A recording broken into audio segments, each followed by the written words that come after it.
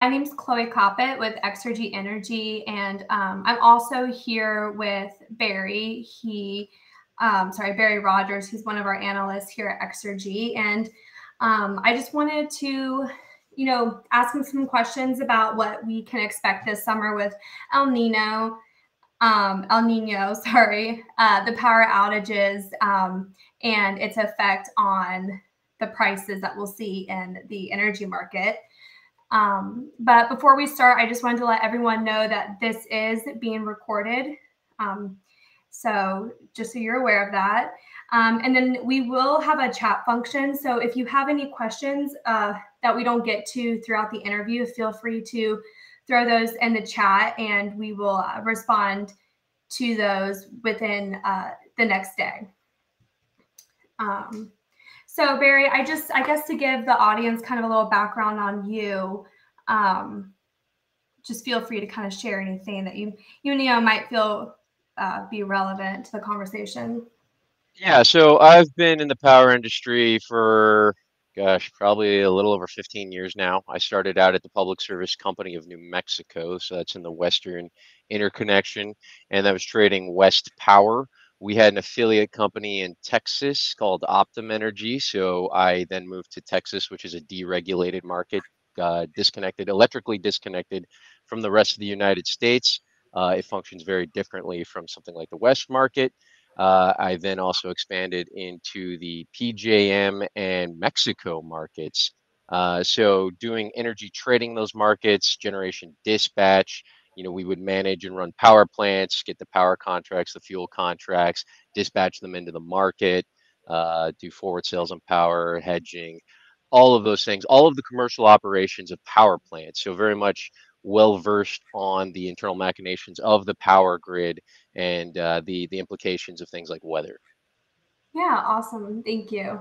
I think that's really important, especially, given your background. I think it's a great background to help people understand what's going on with El Nino. And I feel as though a lot of people have a vague understanding of what it is.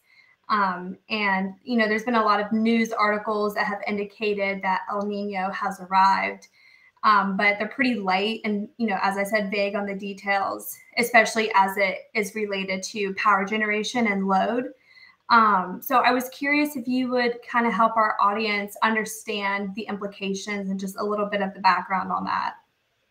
Sure. So to be fair to meteorologists, weather forecasting is not easy. So it's sort of recognizing patterns that lead up to something that we call El Nino, and then sort of understanding the implications of that is going to take another level of analysis to really figure out how that impacts the weather in the United States, because this is a global phenomenon. So how it impacts the United States is different in different regions, and it also has impacts across the world. What El Nino essentially is there is a pocket of warm water that settles just off the western coast of South America. And now normally trade winds will push that warm water rather, toward Asia. So it pushes west towards Asia, and then cooler ocean water rises to the top. Well, what happens in an El Nino year is those trade winds aren't as strong, or they might even move in an opposite direction. But the result is that warm weather basically stays put off the coast of South America. And so that warm water builds over South America, and it causes the jet stream to push down across the United States. So what happens is we get warmer weather that comes in across the southern part of the United States. And I'm sorry, Chloe, can you hear me? Yeah, perfect. Okay, I just had a weird my headset just made a weird noise. And it can No. also cause some wetter weather because of that warmth in there. Now, the actual implications of it are quite difficult, because when you're doing weather forecasting, you're looking at a variety of different components. You're looking at humidity, you're looking at water temperature, you're looking at barometric pressure. So really unpacking the exact implications of that is difficult, but we know, generally speaking, from historical El Ninos, that it gets warmer in the south, and you might have some wetter weather too. Parts of the Mid-Atlantic and Northeast really aren't so much impacted by El Nino. They might have other implications. There might be other impacts causing hot weather there, but that's not necessarily driven by El Nino. Got it. And I feel as though every year we hear about how it's getting hotter and hotter. So certainly it's been hot before, especially in the summer. But why are we seeing so much more concern this summer than perhaps in the past? Well, this gets back to your question of power generation that I neglected to answer in the first one. Mhm.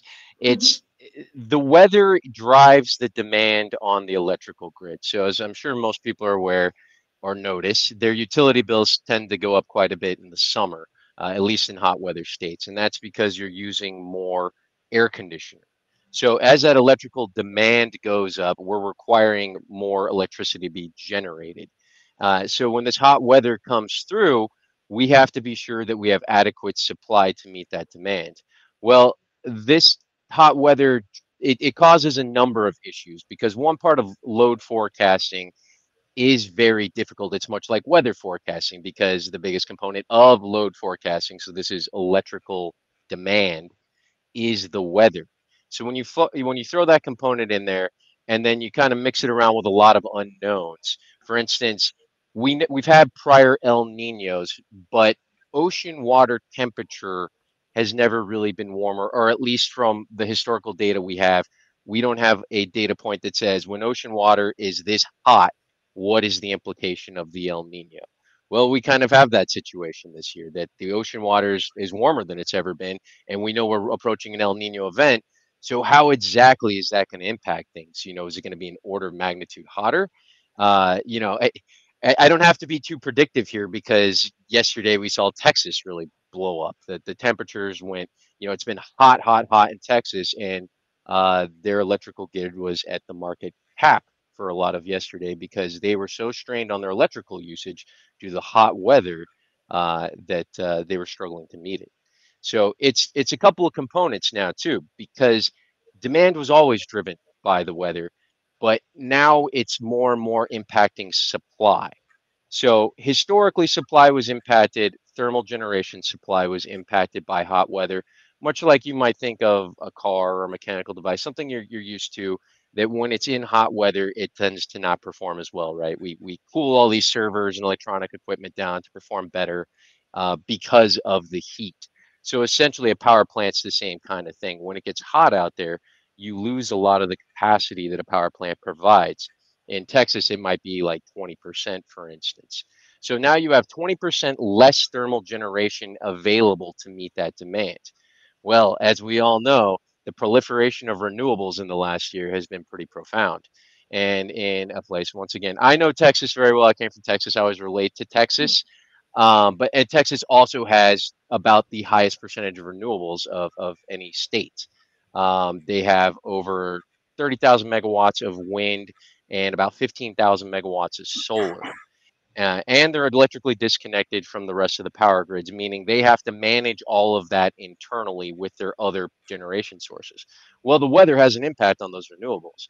When it's hotter out, the wind tends to blow less. So that 30,000 megawatts of wind, a lot of people might not realize how big 30,000 megawatts is. The ERCOT grid peaks out around 80,000. So that 30,000 megawatts of wind might be generating 5,000 megawatts of wind in the heat at the peak. So you're really losing a good 80% of that generation. Solar too. Solar has more of a positive correlation with sunshine, at least as the name implies. But you still lose the efficiency by which solar creates electricity. So that might be another 20% of degradation there. So all of these generation sources are also losing their capability to generate. At the same time, the demand is going up from things like air conditioners. Also, our new modern economy that's relying on things like crypto mining, right? Or servers, just those big loads have come on in recent years. And now all of that is trying to be managed through weather that's unpredictable, that's causing load that's unpredictable, and unpredictable generation on top of all that. Right, definitely. And with regards to that, I saw we had a question from the audience with how expensive, do you by chance know off the top of your head how expensive the pricing got in Texas during all of that event that you Uh, mentioned? Yeah, so the interesting thing about solar now is it's come on Texas in the last couple of years very strong. Everywhere it's come on very strong. That's sort of by design with government tax credits, the IRA, the ITC, the investment tax credit, the Inflation Reduction Act. So there's been big incentive to build these things, right? But we went from a few thousand, really a couple thousand megawatts of solar and I'm going to relate to Texas again because I know these off the top of my head, in 2019. And we have about 15,000 megawatts of solar now, and it's supposed to get over 20,000 or something like that this year, with it going over 40,000 in a couple of years. That's at least what they're showing in the forecast for what developers are saying they're going to build. So what's happening is that solar is coming online in the middle of the day when the sun comes up, and it's really depressing prices in the middle of the day. Now, at the peak of the day, we still have demand that's really up there. So all of our generation sources are trying to move up and meet that demand. And yesterday in Texas, we were struggling to reach the top there. We went to the market cap, which is $5,000 a megawatt hour. Now you're talking about generation costs that are more in the tens of dollars, right? So in this environment, you might be talking 30, 40, $50. It all depends on your individual generation source, but I assure you it's not in the hundreds and it's certainly not in the thousands of dollars. This is just how the ERCOT market works. It is based on scarcity. So it's called an energy only market. It sees the tightening of the supply and demand, and it went to the market cap, and that is by design to incentivize new generators to come in. Now that is a normal how the market works in Texas. The problem now is that that wasn't the only peak. So we hit $5,000 at the peak demand. Well, it sort of came down a little bit there for an hour or two, and then it popped right back up to $5,000 when the sun came. Because what happened is all of that solar generation came down, and you always have to balance your supply and your demand. That's key to the energy. ERCOT's called a balancing authority. California ISO, they're all called balancing authorities because that's their job, is to balance that supply and demand. And so as all that solar was coming offline, ERCOT had to struggle to get everything they had moving to make sure that they had enough supply to maintain the grid. And so it printed at the market cap $5,000 in the evening. And we expect that to be more of a common occurrence going forward. More solar would have sort of helped that peak demand time, but it would have been more to come offline in the evening. And that's just yet another way that the weather is kind of messing with the power grid. And this isn't isolated to ERCOT. California has a lot of solar too. It's going on there. We're starting to see it in New England. PJM, which stands for Pennsylvania, New Jersey, Maryland, it's the biggest ISO. There's actually relatively small amount of solar there, but what I will say is that solar can come on the grid in large quantity and in short order. And in fact, there's probably been some production delays in that just associated with COVID and the supply chain. But I fully expect, like I said, through government incentive, tax incentive, to see this solar be the proliferation to be everywhere and on rooftops of homes. And, that's impacting the grid because it's either reducing demand or net metering. You might be pushing solar to the grid. So it's making everything way less predictable. Right. And, I feel like you said, you've mentioned that this is not an isolated event to Texas or necessarily even the South. And, we've seen temperatures increase across the country, even in places like Chicago and New York, and especially Phoenix. So I was curious, do you have an idea or, a rough idea of what to expect regarding, those energy prices around the country? And forgive me if you've already somewhat answered that question. No, it's always a difficult question. Yeah. But because once again, it's so weather driven, and really, when we look at the weather, when we build power plants, we're trying to forecast what that peak demand is in a place like ERCOT the summer. In other markets like New England, it might be in the winter because the colder winter, hotter summers in Texas. Anyway, we're always trying to plan the next generation generator to meet that last megawatt of load of demand. And that's hard to forecast where that demand exists. But when we start getting into these upper echelons of weather, I should say, we're seeing triple digit degree days in Texas. So it builds on itself, and you sort of reach a breaking point, and that's when things really start to blow up in price. So it's all to say that you can have a really hot summer and just kind of hover right there, right kind of under where things get crazy. but it just takes a little bit to hit that tipping point, and then prices go from tens of dollars to hundreds of dollars to thousands of dollars. So we here's a good prediction: thousands of dollars in Texas, because we've already seen it. Uh, so I'll Right. give you yesterday's lottery numbers, but that's there's a lot to note about it because we're still early in the season. This is June. Like I said, this heat kind of builds on itself. Now, in a lot of ISOs and PJM, July tends to be the hottest month, but August can do it. And in Texas, it's more often than not August. So all that's to say, we may have not seen the hottest yet. There's been times where June's been hot. So the ERCOT grid pushed to the limit, close to the breaking point. We'll see. I mean, there's a lot of summer left to go here, but we know it's going to be hot there. The Mid Atlantic and Northeast, it's oscillated. Really, like I said, you need those day over day heat. I'm in Washington D.C. I'm looking out the window and it's overcast, right? You get Right. rain for a couple days. You can kind of extrapolate that out a couple weeks before you're really going to see that heat build that would cause that demand that really is the tipping point. So if it's going to happen, um, Texas, that's Right. who's going to have the dangerous summer, and we've already seen that, quite frankly. Right. And kind of going back to what we were talking before, the pricing aspect, and you've already mentioned somewhat how hot weather is a double-edged sword with regards to increasing load from air conditioning and simultaneously reduces power generation. And I know you touched on solar panels and natural gas and wind. But just to throw a wrench out there, with COVID, what kind of regard does that have, especially as more and more people are returning to public places, work, school, um, you know, you name it?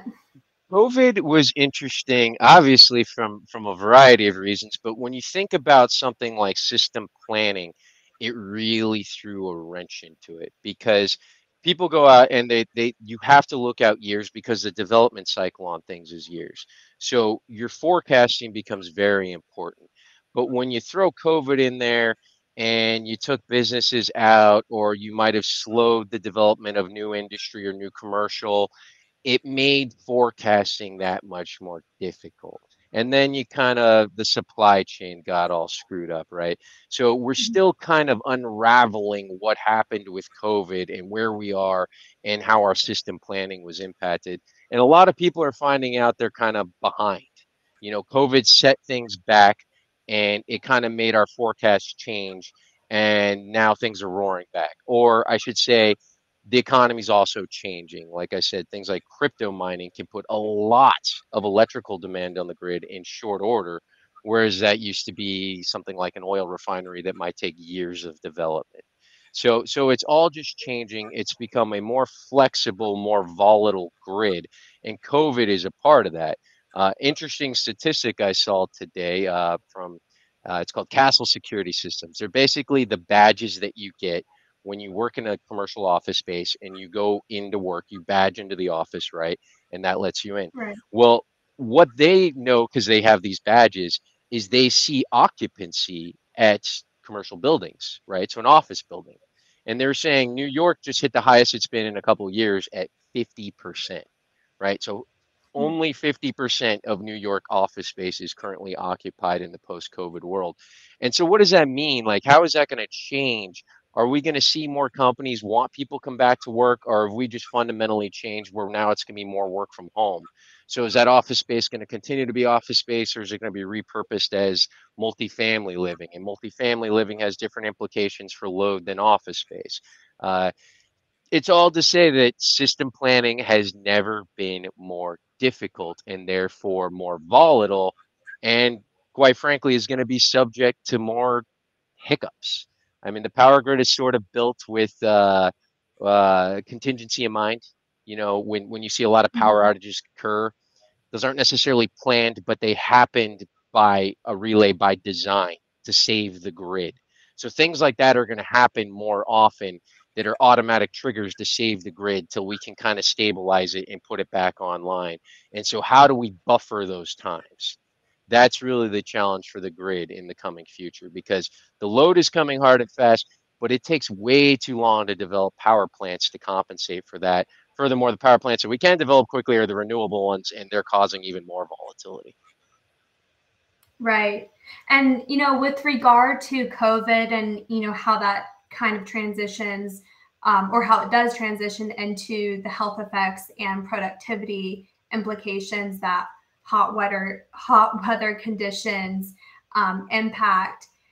I guess, how do those factors necessarily contribute to the broader discussion on energy generation and load? Even though we're still not at full capacity that we were before COVID, um, do you see that this problem with the grid will have a greater impact on overall health implications for places like nursing homes or school systems or campuses, and then just the productivity of our world in this environment of the transition into renewables?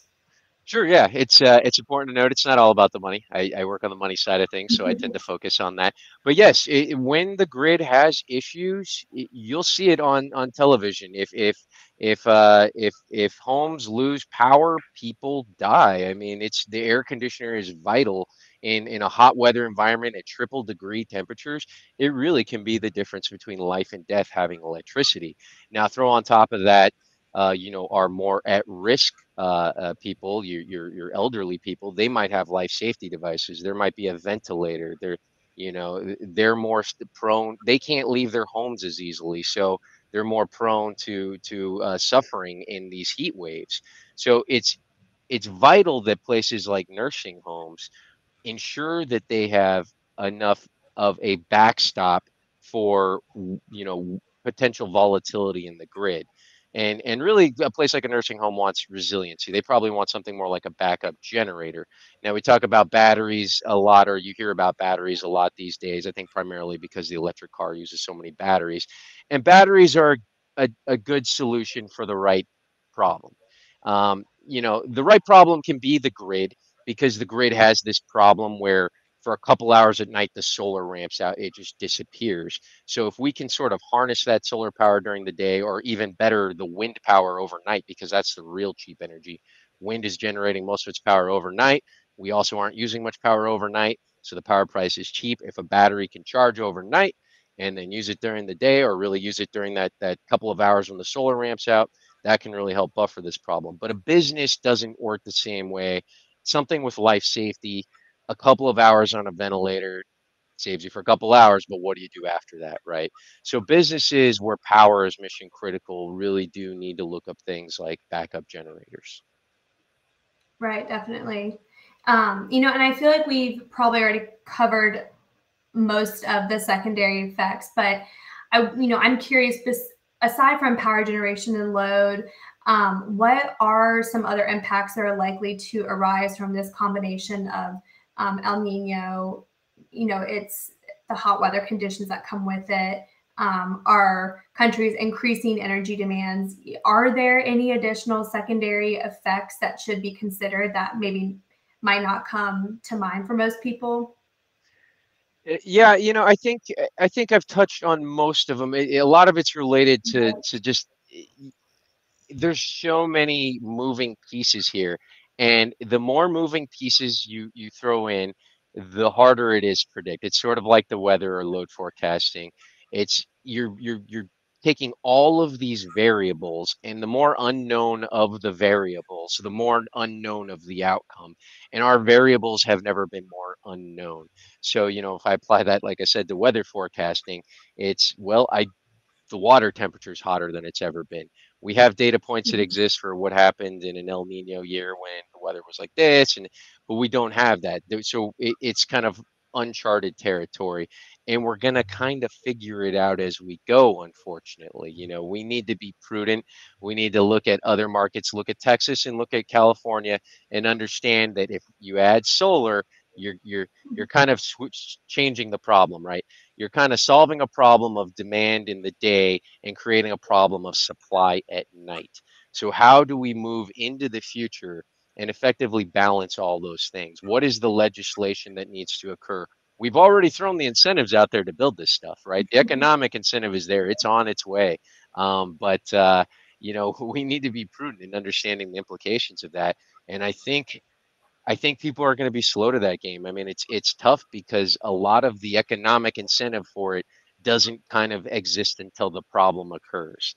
Meaning, if I'm trying to go out and get financing and funding and I want to build something to solve this problem with solar, and I tried doing it 2 years ago when I saw that it was going to be a problem, nobody was going to give me the money.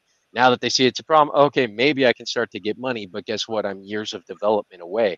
So now we have to get innovative and creative, and there are market incentives and programs that can exist to sort of take care of these short-term problems. Like I said, historically, this would be a problem. You build another power plant, right? We would just build more and more power plants. Historically, these were thermal, dispatchable power plants. We controlled them. As load moved up, the component that we don't really control, we move the generation to balance. And like I said, now the generation's doing this and the load is doing this, and we're trying to meet in the middle. So, what are all the different things we can do to balance that out? One of which is backup generators, as I mentioned, batteries. Those are called distributed energy resources. They're more like small energy. You can think of like a small scale power plant that exists at load. So the benefit of this is it doesn't really need transmission lines to move it where it needs to go. It already exists there. So you don't need that infrastructure. A lot of these are sort of like if you think about a mobile home versus building a new home, the backup generator, you kind of put it on a trailer, put it on the site, good to go. If you're building a power plant, it's going to take years and putting in natural gas pipelines, transmission lines. It's just a lot more work. So these are solutions that can happen now to take care of a problem that exists now. Another one is demand response. People are hearing more and more about that. Demand response is essentially saying, I don't need power right now. I can turn it off. And by virtue of me turning it off, I'm helping everybody else out. And the grid recognizes that, or at least a lot of grids do. More and more need to. ERCOT, there's a financial incentive for turning your power off, for not using power. You can get paid, and that's because you're helping the grid. So understanding what these programs are, the different equipment that can help out, it's important to getting us through these next few years when the volatility is really going to be just kind of higher than we've seen. Yeah, and that's perfect, honestly, that you bring those things up because one of my last questions for you is going to be in light of all this information that we've discussed. I was curious, what are some of the recommended actions or strategies that professionals in the field, such as yourself, are recommending for not only state, local, and federal governments, but individuals and businesses and communities themselves to mitigate the challenges associated with power generation and load and the energy demand, not only during times of El Nino, but hot weather periods that seem to be consistent throughout the year, even, during the winter.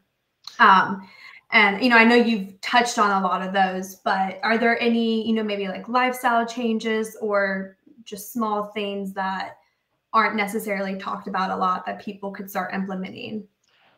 It's all interconnected, right? So every efficiency measure that we could take on an individual scale, it doesn't seem like much, but in aggregate, it's huge. It's like these backup generators. Individually, they're not very much. They might be measured in kilowatts, where power plants are measured in hundreds or even thousands of megawatts. So 1,000 kilowatts equals a megawatt. Um, but there's thousands of these small backup generator power plants, and in aggregate, they equal a big power plant. It's sort of like saying, if you, most people have done this at this point, but if you switch from a regular incandescent light bulb to an LED light bulb that uses a fraction of that demand, individually, yeah, it matters for you, but on a whole, it really has an impact on the grid. So everybody, is all in this together. All our decisions impact one another. It's difficult though because you're really kind of battling two forces between regulators and the market, and who's sort of playing the role in incentivizing this new future. Like I said, regulators have incentivized renewable generation through tax credits. Now markets are trying to incentivize how do we protect ourselves with renewable energy, renewable generation through market incentive. So, like I said, demand response will pay you to take offline your distributed energy resource. You can, maybe you're like a mini power plant and you're taking payments from the grid. Uh, these are all programs that are going to help sort of work in tandem to solve the problems of the future. Right, definitely. Well, I feel like we've covered a lot, but I always like to make sure that there's nothing that maybe I forgot to ask or mention when I'm speaking with people. So, is there anything that you think is also important for people to understand or realize, Yeah, about this whole issue? if you couldn't tell, it's complicated. So you Right. reach out to professionals. If it's energy procurement, there's a number of residential resources that exist. But for a company like Exergy, we look at commercial industrial procurement. So understanding what a power contract is, what the market forces are, how to best utilize your power contract to make sure that you're not exposed from a risk standpoint, or even that we're putting together a package where you might be able to leverage market forces to your advantage. Like I said, if you had something like a backup generator or you want to participate in something like demand response, you're getting paid to be a part of the grid. A lot of these Bitcoin miners and such in ERCOT have actually made millions of dollars by taking their operations offline during peak times. So that works at a commercial industrial level, but it's different. Every state is different. Every market is different. These markets are complicated, they're constantly changing. Reach out to a professional.